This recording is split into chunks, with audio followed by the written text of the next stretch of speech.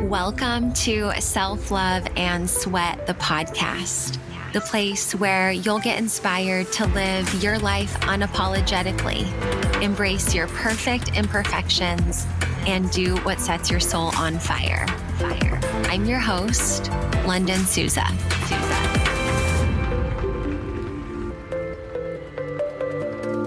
Hey, before we jump into this episode, I just want to make sure that you get all the free things possible. If you haven't already, you need to get your Self-Love and Sweat free monthly life coaching calendar. Honestly, the way to experience deep change in your life is by doing small little things over time. And so that's what you'll find in this free calendar. You can get it by going to lifelikelondon.com/calendar. Get yours for free, and let's get into today's episode. Happy today and welcome back to the podcast. Today we have Bryan Driscoll as our guest. And Bryan, 20 years ago, a stranger picked him up off the street when he had nowhere else to go. And this small act sparked a desire to pay it forward, leading to the goodness game. Bryan currently lives in Pittsburgh with his amazing wife and 3 sons. He runs a successful digital marketing agency, and his biggest strength is getting up when life punches him in the face. And it's punched him a few times, though he might not have deserved them. When he's not working, he enjoys skiing with his sons and spending time with his family. So grateful to have you here today, Bryan. Welcome to the podcast.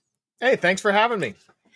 Yeah, I'm so when we first planned to do this episode and knowing that, you're all about goodness and kindness and these small acts here. And then when I read through more about you, I know there was a big moment in your life or a seemingly small moment that made a big impact in your life. And I think a lot of people listening for sure have been punched in the face, and it's not always easy to get back up and turn things around. So I kind of want to start there. What was that moment like when you had nowhere else to go and somebody extended a small, big act of kindness your way? What happened? Yeah, it was kind of crazy. So whenever it happened, it just seemed like something normal to me. You know, I was going to sleep. I can tell you the story in a sec, but I was going to sleep at a Greyhound station. Like I had nowhere to go, and some lady just picked me up and like gave me a place to stay. I'm young. I'm like, okay, well, this is cool. This is like nice. Not realizing like people don't do that. You know what I mean? It's like that's a really odd thing for someone to do. So I had like an angel looking out for me or something there. Yeah, a Greyhound bus station. And you said, how old were you? I was right about 18. Got it. And how did you get to the Greyhound bus station? Like, what led up to that moment? Yeah. So what happened was I was pissed at my parents, right? So I used to get in trouble when I was younger, and I'm like, you know what? I was pissed. I don't even remember what for. So I was in Pittsburgh, where I live, and I just went down to the Greyhound in Pittsburgh, and I'm like, hey, you know what? I'm taking the next bus that's leaving. So it was going to Orlando, Florida. So I hopped on the bus, had like maybe $250, had some boxers in like a duffel bag, no plan, but it was just like literally next place was leaving. Or next place the bus was going. So like 24 hours later, like Greyhounds, they don't go in a straight shot. You're like city to city. You're meeting all kinds of characters. So it was almost like a 24-hour ride, and I got to Orlando. So on the last stretch, I was talking to this couple. They're like, hey, where are you going? Like, what are you doing after? And this is before cell phones, before Ubers. I said, I don't really know. I'm kind of winging it. So they took me back to their place, and we pulled out the yellow pages, called around and found a hotel. It was $25 a night. So the Yellow Pages. Like literally back in the day. It was. Like my kids aren't even going to know what a Yellow Page is. They don't even. There was a wall phone with a rotary on it. Right. Yep. Yeah. So my kids are. No one's going to know. They're good. Like, what? There's a phone on the wall. You know. But so we call around. I got a hotel. It was a day's in for $25. So I'm like, all right, I got a little bit of money. I got a place to stay now, and I hung out and then tried to like figure out, okay, what's next? So my idea was I'm going to just go get a job and I'm moving to Florida. Like I'm just staying here. So I go to a Publix. It was a grocery store. Mm-hmm. And I'm like, hey, I want to get a job, and realized it's really hard to get a job if you don't have an address and a phone number. So it's like you don't think about it, especially like people that are homeless too. Everyone's like, well, why don't they go get a job? It's not that easy because like, how do you even get the application? How do you fill out the application? So I was there. I'm like, okay, I'm going to talk myself into getting a job. So I talked to the manager. I'm like, hey, I'm a hard worker. Here's what I can do. And he's like, even if I could, you're not going to get paid for like 2-3 weeks. Like, that's not how jobs work. You work and you get paid in arrears. So I'm like, okay, crap. I got a problem.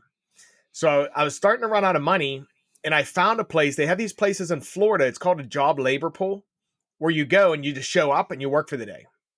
So I went, signed up there. It's like you make $25 a day and you get paid at the end of the day. And you stand there, guys pull up and pick up trucks and they're like, hey, we need laborers. We'll take 5 guys. So I'm doing that. And I'm like, okay, I'm making money at least to pay the hotel. I got a job. We were carrying scaffolding. So the guy comes, picks us up, takes us. It was super, super hot. And we were carrying scaffolding. They were building like this fake tree, like a big tree, right? Looking back on it, I'm pretty sure that was the animal kingdom when they were building it. Oh, okay. In Orlando. Yeah. Yeah. Mm-hmm. Which is cool.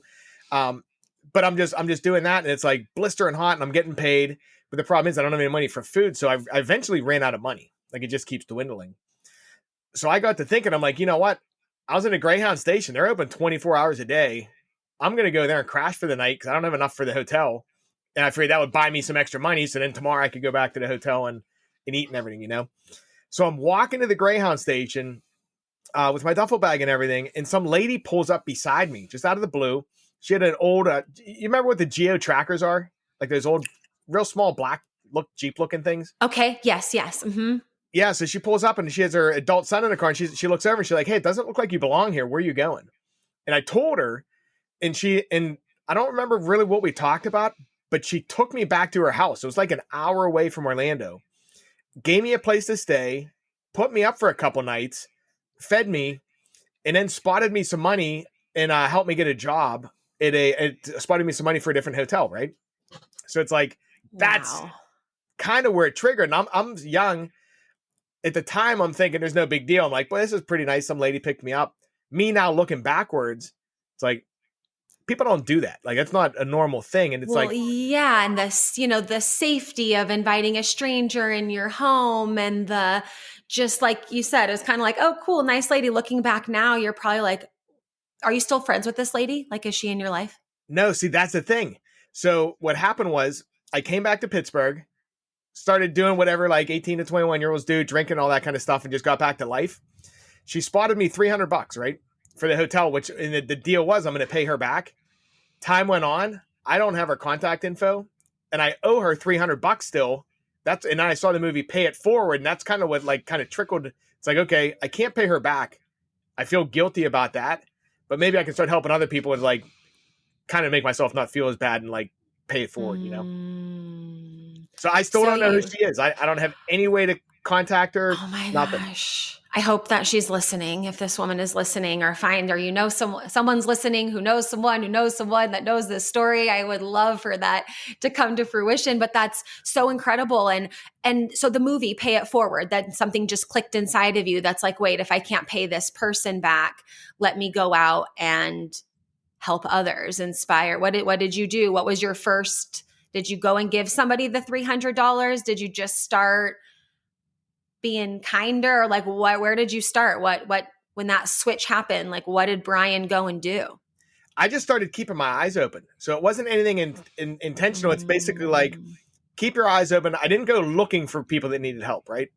But when things came across, I said yes. So that's kind of what I did. I'm like, you know what? This is going to be my thing now. I can't pay her back. When things pop up, I'm going to help them out, you know? Mm-hmm.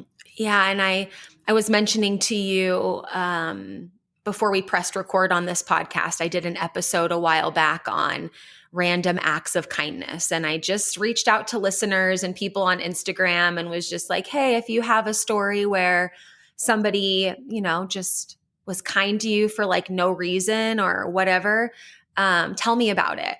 And yeah, it was the smallest things, right? Like one of them was a girl who I think was at Home Depot, and she was by herself getting stuff, and some guy came out and just helped her carry everything and load it into her car and get that all taken care of and unload it where she was going.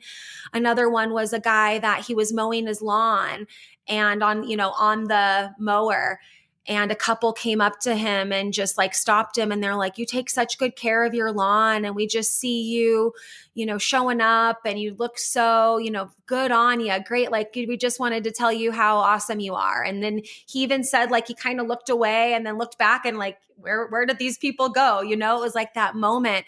And it was like the littlest things of just like help and support and affirmation and just being able to say, "Hey, you're doing a good job. Like, you're enough. Like, what you're doing now is great." And I loved that episode, and I loved listening to all those videos and recordings that they sent in, because it's a reminder that we don't have to take hours out of our schedule to volunteer. Not that you don't need to, and you can spend, your whole weeks and all your hours in service, whatever. But like, it sometimes is just those quick moments, that we can just, like you said, keep our eyes open and notice when someone needs maybe the door opened for them, or they might be carrying something that you could support with, or a genuine compliment. I think, and maybe, you notice this too. It's like people are so tunnel visioned into their own life and their own to-dos and all the things they need to get done, and not to discount it, because we all have a lot going on. And I know every one of our listeners, has a lot going on, but those opportunities to keep our eyes open are just so important to being human. Don't you think? I do. And it's funny too, like you're saying, the small things, like the guy cutting the grass. It's like those people probably didn't think they're helping him out. But on that day, people like if you get a compliment on a day that's like a crappy day, sometimes that's what makes a difference. And the people doing it don't even realize they're just being nice people. It's like really the small things that can like truly help the trajectory of someone else. Mm-hmm, mm-hmm. And I know in your bio, it talked about how you're no stranger to getting knocked down and by life and picking yourself back up. When life does its life thing, which, yeah, it seems like you've experienced a lot of, how do you still come back and then keep paying it forward and keep sharing your kindness? And what have been some of those moments where you've got knocked down and got back up and then still decided that goodness was going to be your game? Yeah. So yeah, I've had just like everybody, I've had some tough things happen. And it's like, sometimes you just want to quit. You're like, you know what? This just freaking sucks. It's like you keep doing things over and over, and it's like you just can't get ahead. I came up with a phrase. I always just tell myself, just try one more time. It's like, okay, I don't have to do a whole bunch of stuff. All I got to do is get back up once. You know what I mean? Like I've had some situations. I lost a bunch of money way back in the day. I got involved with in real estate, actually down in Florida too, with a guy who turned out to be like non-ethical and like ripping people off. And I lost all my cash.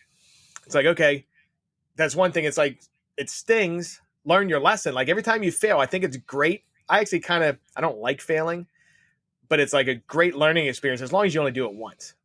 Like it's like you learn to do that, learn something from it, then you still get it. But then I would just try, it's like, just get back up. Like I had problems before. I got too excited about work. Like I work a lot and didn't sleep, and it kind of like broke my brain. It's like, okay, you have some issues there, but then you learn. It's like, okay, you got to regulate your health. You got to regulate your sleep, things like that. And if you learn from it, do the mistake once, you're good. And then hopefully you don't make it again. Yeah. Yeah. That doing all the things, until you realize you're maxed out is something I hear a lot from the clients that I work with. It's like we have these big, ambitious goals, and we want to serve with excellence, and we love to work and are purpose driven, but then figuring out the gas and the brakes, right? We can't be all gas all the time. Sometimes we have to pump the brakes there. And I'll push back a little bit kindly, because sometimes it takes more times than just once. Like sometimes you relearn the same lesson in a lot of different forms and a lot of different ways until you finally surrender to like, okay, wait, actually, no, this is, my mentor often says, if you got an issue, and you have to like point the finger back at yourself and like, okay, where do I need to, pivot or make adjustments so that I don't find myself getting knocked down by the same thing over and over again. in your life experience, has it been where you just failed and figured it out and then moved forward, or was there any hiccups in that journey? No, there's always hiccups. So me telling myself just try one more time is kind of like tricking my brain. So Mm-hmm. say, for example, in business, I probably failed like 100 times. I don't know. I failed a lot of times. And so every time I failed, it's like, okay, just try one more time. So it's like kind of like me tricking. It's like I don't have to, before I figured out how to like succeed in business. It's not like I had to go figure out how to do all this stuff. It's like, okay, it made it easier for me to manage, but like, okay, that sucked. Let me just try one more thing and see if I can like get back up, try it again once. And then I get kicked back down again. But instead of me thinking, oh boy, I got to like try 50 new things. This is going to take me 5 years. In my head, I'm like, okay, I just got to get back up and try one more thing. And it's just a cycle. So you're right. Like sometimes I get punched like 100 times. Like in business, it took me so long to figure out how to do that. Like how to be in business and like work for myself. But then I figured it out eventually if you don't quit, you know, so it's basically you just keep trying until you figure it out. Yeah, you'll figure it out eventually if you don't quit. Right. And I think that's what happens is a lot of people give up too soon, or those blows and punches. We're not able to bounce back from them. That's why I think community is so important. Podcasts, just all the things that could help us have a little umph and drive to like, what happens if I get back up? What happens when I don't stay down? What happens when I choose, you know, a little bit more of that victor over the victim and just push a little bit further? I always am inspired. Well, yeah, I'm definitely inspired by the history of myself, of the moments I've pushed through. And I think there's nothing more powerful than like, I've done that before, so I can do it again. But I also love hearing other people's stories of just like, you know, that hard moment and I still did it anyway. And I think if that can move the needle just a little bit or turn the knob towards trying one more time, that could be the time. That could be that game changer moment. Yeah. Yeah, if you keep trying, you're going to figure it out eventually, or you're going to die. Like you'll figure it out or you're going to get too old. But if you keep trying for like life, you're going to figure out what you're trying to do. Yes. I know that you're a father and a husband, and especially when I'm thinking about how are your sons teenagers? Yeah, so I have a 13-year-old, 10-year-old, and a 9-year-old. Okay, yeah.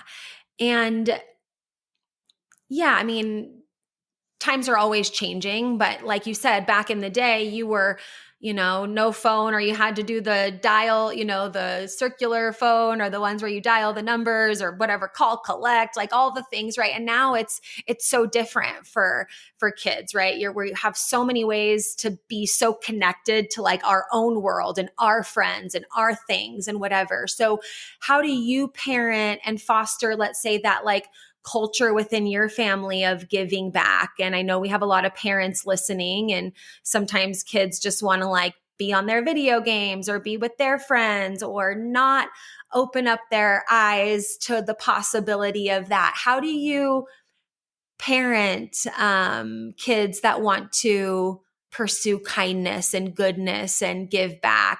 Is that something that what's that like in your family? How do we support this generation to like get off their iPhone and get into the human world of engaging with people? Yeah, that's a good question. So you're right, because even my kids, they always want to be on tech. Even like adults, everyone's in their phone these days.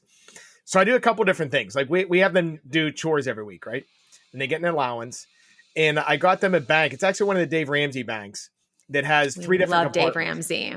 Cool. Yeah, I like his stuff. So he has the spend. It's like kind of like the adult version that he has also. But in the bank, it's a triangle and has 3 sections: one spend, one's give, and one save. So it's like, okay, say you get $5 or say $10 for an even number. Say they get $10 for something. $8 goes in your spend, $1 goes in your give, $1 goes in your save.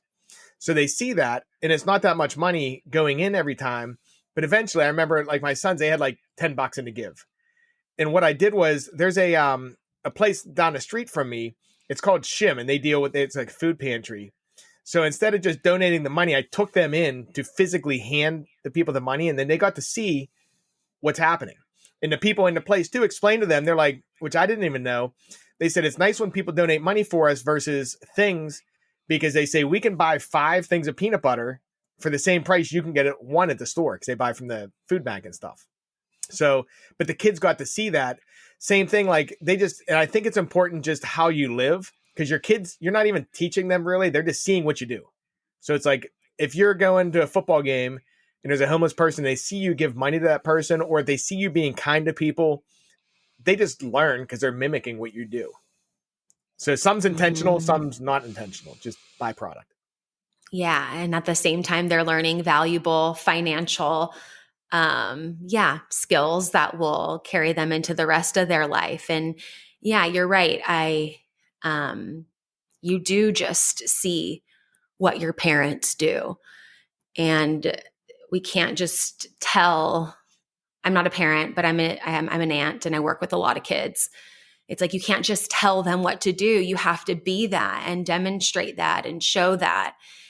And yeah, it just made me think of my own parents. Like, my mom's a hairstylist and she would go and donate her time to cut hair at the homeless shelter. Or like my dad, oh my gosh, probably more times than I can count on both hands, he'll spot someone like a homeless guy outside of a restaurant and go in, and he'll always say like, I'm not going to give you money, but I'm going to buy you a meal. And he'll go and get them whatever they wanted. And just like, but like, not for any recognition or reward, just because like that's the heart of who they are. And I think, yeah, it's those little moments, those little things that then kids and the younger generation start to see. And I also love that you guys went to the place and gave them the money, right? Because a lot of people have a lot of money, right? And it's easy just to like write checks and give, and not to discount that. I know it's really important, but don't you think there's something about like getting your hands dirty a little bit outside of just sending the money a bit? Yeah, I do, especially with the kids too, because kids, like at least my kids, are so used to being instant gratification in front of computers, things like that. It's like they can hear that there's people out there in the world that have problems. But when you go and you see a place that looks like a grocery store that people go to because they can't afford food, they see that and it's different. It's real, you know, versus just hearing about it. You can tell kids stuff. You don't know what's in their head, like what they're imagining when you're saying it. But when you take them somewhere, they can actually see it. And I think that kind of connects more. Yeah. Yeah. Cause you're, like you said, you're on screens, or you see this world, or you get to be kind of wherever you want in your zone. But there's a lot going on in the world that unless we, go out and see it and witness it, it's easy just to kind of dismiss or just kind of get back to your own bubble. Right. And I know that you've, the goodness game, and you're a first time author and all the things. Tell us about your mission and journey now. Like, I know you want to bring goodness and kindness to the world, or what's kind of your big audacious goal when it comes to this? What mark do you want to leave in the world in the same way that woman did that day? I just think that's so wild, just pulling over. Come on, get in, come, it's like, that is, like you said, an angel moment. I just think that is so that. But what's your, I don't know how old you are now. You don't have to say that, but you did mention death, and I'm super motivated by death. I have a sign on my fridge that says, you're going to die. No one cares. It's time. Let's go.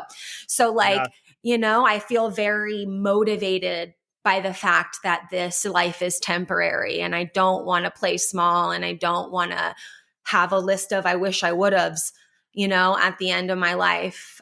So what's your goal and mission now and moving forward? Yeah, sure. So I'm 44. I'm turning 45 in like 2 weeks from now. So happy birthday. Thanks. Yeah. So I would like my goal. So that lady helped me at first. I saw, okay, something she did made an impact in my life. So I got to thinking, I'm like, I wonder if, because everybody says small acts make a big difference, right? But it's like, and I'm skeptical a lot too. Like with all the media and stuff, I'm like, I don't know what I believe. You got to prove it, right? So to answer your question, my goal is to prove to people that you can do small, you can do small things, and they do make a big difference in the world, right? Mm-hmm. You don't have to do like big grandiose things. I think it's really small things in the world that make a difference.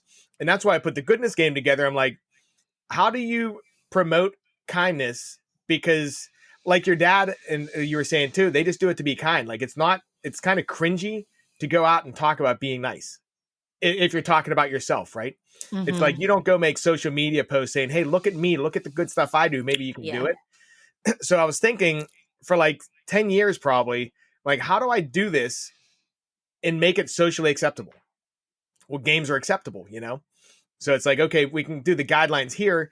It's not about, hey, look at what each person does. It's kind of like a framework, kind of like, do you ever, what was that? There was that game that people had 75 hard for lifting and like working out. Oh, and they had to work out twice a day and he'd drink a gallon of water and do a million burpees. Right. Oh, So yeah. that's kind of what I was thinking. I'm like, you know what? So they made that into a game and people can get behind it because it's like a game of life. It's not like a game you win or lose. You just get to win because you're doing good things, you know?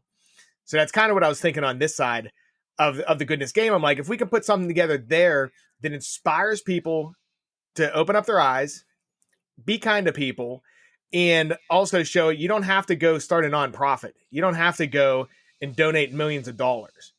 That's where the goodness game came from. That's what it's about. Yeah. Yeah. So can you explain a little bit about the game and like what it entails? I mean, I want everyone to do it. I'm going to get mine too. So I want to know kind of what is it about? How many people do you need? Like, are you going out and doing things or are you just talking about them or what's the gist? Yeah, sure. So here's the framework. I break it into 5 rules, right? So have you ever seen Fight Club?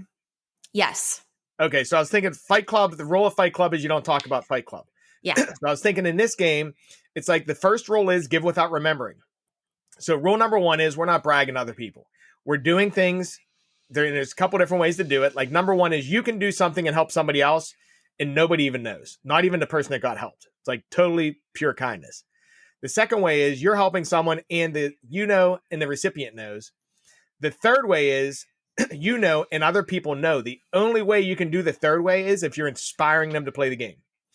So for example, your neighbor was in a car accident or something, and you want to rally the neighborhood to make dinner and for them, like split it up. Like that's the way you can involve other people by inspiring them and like trying to involve them in the game. Mm. We don't do anything like posting on social media and stuff. Like, hey, look at what I did, stuff like that. It's like that's the first rule is you just do it to be kind. We're not bragging, right? Yeah. The second rule is identify your helping style. So what I found was I'm a helper by nature. It's just like I'm built for it. I feel bad and I like try to help people. And I found sometimes I'd get into situations that I'd actually be putting myself in a worse situation. Like say back in the day, I'd get involved with like, say, I don't know, cutting grass or something. Like I found that there's like different ways that you can help people. You can help people by sweat, like doing things.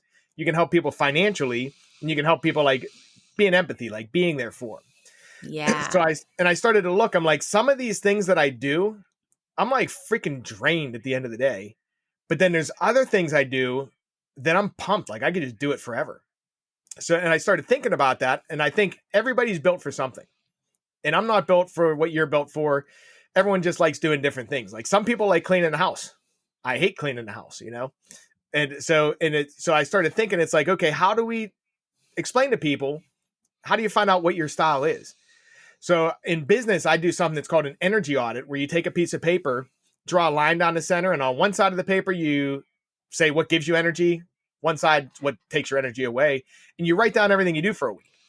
And at the end of the week, the stuff that takes your energy away is stuff you should delegate, like in business, right?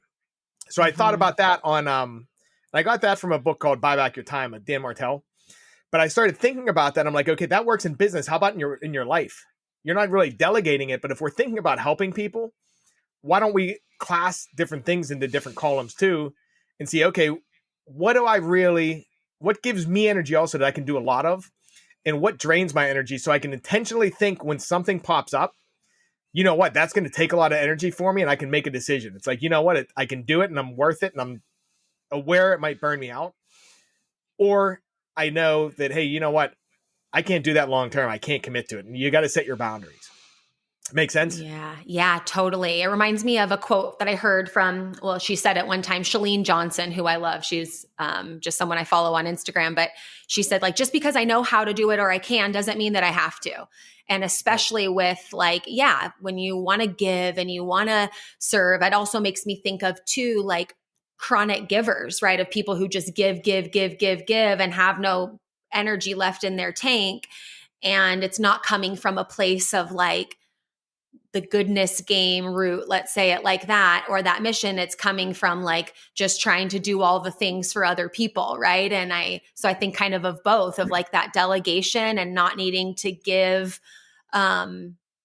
Giving is great, but when you give all of yourself and there's nothing left for the people that you love, or like you said, your energy is drained because of it, maybe shift. It's kind of like the love languages. It's like, what's your give language and what's going to help you? I always feel like, giving, you should be also receiving, right? If you're given too much and you're not receiving, you're going to feel maxed out. And so, like you said, figuring out ways that you feel charged up from giving, because we're all different in this world. So somebody else is going to feel charged up from giving in the way that you feel drained when you give. So you don't have to do all of it, right? But noticing when it's too much, right, when it's giving too much of yourself. Yeah, and you know what? It's funny too. So what I did was on the giving. It's funny you said that your mom went and cuts hair for the homeless, because what I did, I put a quiz together. I'm like, okay, how can people find out what their helping style is? So I put a quiz together. I have friends that go downtown every Sunday and they round up people and they feed like 150 homeless every week, all the time. And I thought about their organization. I'm like, okay, what are all the things that go into what they need to do? Like they have to round people up. They have to buy food. They have to do this. So I came up with like 20 different things. One of them is going down and cutting hair, like one of the helping styles that you can select on the quiz. But you take the quiz and it tells you, okay, you might be a financial helper or an empathetic helper or a sweat helper. And you can kind of see, okay, and most people are more than one, but you can kind of see, okay, you select from what this organization does, the things that you would be drawn to and the things you wouldn't be drawn to. And then it kind of gives you a little indication on what you'd want to do, along with the energy audit, Yeah, I love that. Some good takeaways for those listening to do that energy audit. I've done it before. It's so helpful within your whole life, within your business, within your relationships. Like it's so great to it's a great conversation starter too with yourself and with others of, oh, that gives you energy. Oh, that really takes my energy, or vice versa. And then identifying, and we'll put a link to that quiz or all the things so that our listeners can participate, just to figure out, what is my giving style, or what do you call it? My giving language, or what is the helping style? My helping style. Yeah. And I can think of too, right? Like when you said some of those options, I'm like, okay, I definitely like, I'm a doer, right? But I can't do that all the time. I also love the empathetic, energetic space of being able to help. That's the coaching that I do. But there's also a capacity to that too, right? I can only hold space for a certain amount of time, or I only have a certain capacity for that maybe has nothing to do with time. And it's, so I find myself, knowing when I can give and help, and be that doer, but just enough. And then knowing when I can hold that space and kind of dancing between those helping styles. So I'm excited to learn more about that, because I just, I love technology. I love podcasts. I obviously have one. I love social media. It's where I grew I've been on social media since I was 17 and just have been going and growing and all of that. But I tell people this too sometimes. I'm like, I like to go places in person because I like to see legs, because I'm on Zoom and I'm on Riverside and you see torsos all day. And I'm like, I want to see your legs in real life. And just like, because we're human and we need that connection, and we need to, remind ourselves of that soul connection and those angel moments, right? Where we could be that in someone else's life, or they're that in our life. And I just, for those listening, it's just, we got to get out of the screens and off of, the media, and tap into like real life. Like we're here, we're alive right now. And we have a lot of stuff going on in our lives, and we pass by people on the street, right? Like, I could pass by you and I'm not, thinking, oh man, this guy at, 18 had nothing and was on it. You just pass by people, and we're always, my friend said this, my friend Kara, she's like, it's wild because we're walking around and we're all the main characters of our own lives. And we need to like remember that everyone else has they're the main character of their life too. But if we get too stuck in just our role, our life, I'm the main character, we miss out on so much that is good about being alive, which is connecting with others. That's a really good point too, because you figure like you're walking down the road and you say you see someone panhandling, they're the main character of their life. A lot of people just look and ignore and stuff. It's like, that's a person who's dealing with stuff like in their life and in their head. They got real struggles, like everyone has that. And not necessarily that's an extreme too. Everyone in the world's battling something almost all the time. It's big for them, big for each other is different for everybody, Yeah. Yeah. So, yeah. Okay. So we got the helping style though. And then some of the helping style, it could be like you got a financial helper, empathetic helper, sweat helper. It's like a collaborator. You could just be the guy. It's like, hey, I got a guy. You're just a connector. You know what I mean? Mm-hmm. And then, so rule number 3, we'll jump to that. Not everybody's your assignment. So it's like you figured out what's your style. Yeah, it connects, right? It's like I resonate. I'm snapping. That's me clapping. Yeah, and it's like so I've learned sometimes you can't help people, or sometimes you're not the person. They're not your assignment to help. So, for example, we'll say somebody comes to me, maybe you have a drug problem or something. I'm not the person to help you because I'm not capable. I can actually do more harm. My job is to connect you with somebody that is, or am I enabling? Like, it's like, you just have to be able to tell, is this in your helping style? Can you actually help out? Is it not burning you out? And then be okay intentionally. It's like, you know what? I'm not the person who's assigned to, you're not my assignment. You know what I mean? It's like, you have to be able to differentiate, because like you were saying before, if you go into a helping spree, you get involved in some things you shouldn't be involved with. You have to know and like balance your life. Mm-hmm. Not everybody's my assignment. For sure. Right. Not impossible. Right. But I hear that. And I know someone listening hears that too. And it's like you said, maybe you're the connector. So it's like you can have someone come in and not everyone's your assignment, but maybe someone, or a podcast episode to listen to, or a book to read, or just any like nugget that can put them in a different direction. Yeah. Not everyone's my assignment. I can think of, moments in my life where I definitely thought everyone was my assignment and try to do all the things, especially when I was in the fitness world and I just wanted to help everyone get in. And it's like, you can't, and not everybody's ready for that, and not ready for the help and the support sometimes too. And I love that. So those are the 4, can you say the 4 rules again, or Yes, give without remembering. Give without remembering. Find your helping style. Find your helping style. Not everybody's your assignment. Uh-huh. You're right. What you just said there too. Some people aren't ready for help. You have to know that. Like they want help, and you can see that they need help, and you're trying to help them. And sometimes you try to help people for your own, like, cause you can see it. It's like, dude, I can really help you. All you need to do is X, but they're not ready. And you have to be able to take that step back and say, okay, it's not my time right now, Mm-hmm. So huge. Yeah. So good. I'm really excited to get my hands on that game and to share that with people in my life. It's, I'm excited to know you and excited to know about this. This is really, really cool. Yeah. It's fun. So then, okay, so we'll get to rule number. So we have rule number 4 is create your goodness budget, and rule number 5 is keep score.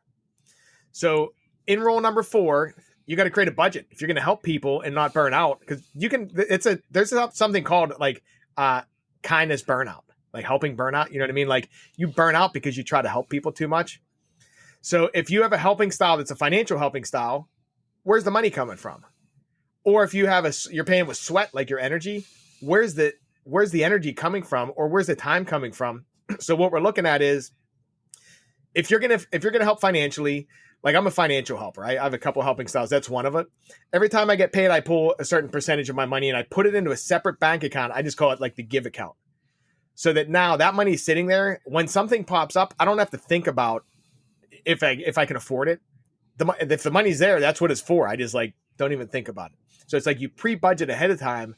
I used to get involved financially and try to help people out, especially before I had any money. And I'd help them out. And then comes the end of the month, I can't make my bills. I'm like, I just gave away my money because I felt bad. So you want to be real intentional and budget your money, right? Same with your time. It's like, okay, if you're going to spend time and energy, where's it coming from? Are you pulling 30 minutes a day from Netflix? Are you blocking off an hour on Saturday to do Meals on Wheels? It's like you need to think ahead of time. Where's it coming from?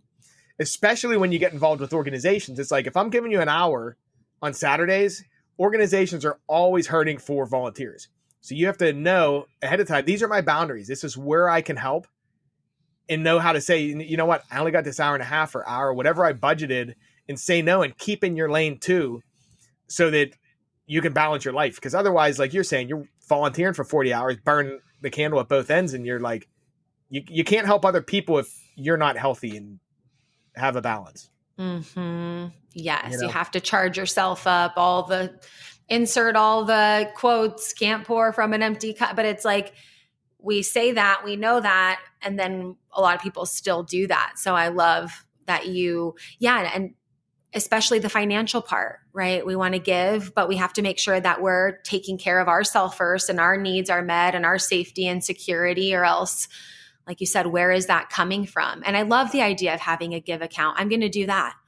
I think I have the account already, but I'm going to call it the give account and start moving money there in that way. That's really powerful. And then when there's that opportunity to give, you check the account and you decide, okay, can I budget? Is there enough money in this account to give in this way? And can I use this for multiple gives or one big give? I think that's,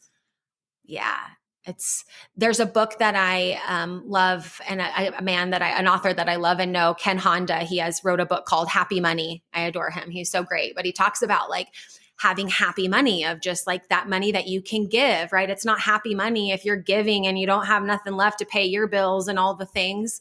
So that made me think of that as just like that happy money, the give account that's just smiling and ready to be a blessing in someone else's life.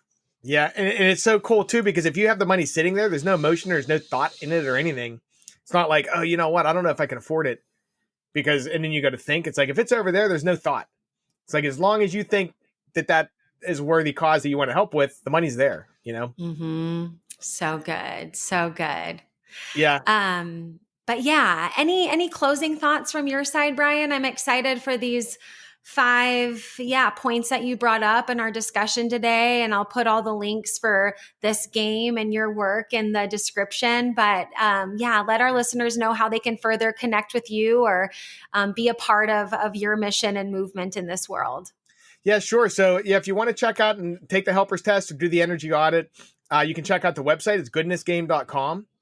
I put the book on, you can get the book on Amazon. If you can't afford the book, I put it on the website for free. You can just download the PDF right on the website. And the cool thing is too, what I've realized is like, you go helping people, you actually get the benefit. Like it's like a byproduct is you get to feel good, So it's like, I would say, number one, go out and do something small for somebody. And then number two, think about the things like you were saying before. Who did something in your life that made a big difference in your life that was a small thing to them? Maybe let them know too. Sometimes people don't even know they made a big difference. Like, hit them up and be like, hey, you know what? You did this for me way back in the day. It made a big difference in my life. You probably don't even know that. I just wanted to let you know, Yeah. Yeah. That's the assignment for today, for sure. Go out and send that message to the person that supported you and just say thanks. That moment that seemed small, but just impacted your life in a really powerful way. I don't really usually give homework or assignments on episodes, but I just feel like for those listening, that's your call to action, is just take out that phone, turn off the social media, or don't go there, go on to, or unless you want to send that person a DM, but like stop scrolling and send that message of gratitude for someone that supported you. And I'll put all those links that you mentioned, Bryan, in the description for you guys so that you can take those quizzes. You can grab the book on Amazon or the free version that Bryan is so graciously given on his website. I appreciate you. Thanks so much for inspiring me today. I feel a little bit charged in a new way. So glad to have you today, Bryan. Hey, well, thanks for having me. I appreciate it. No problem. And see you guys at the next episode. Bye.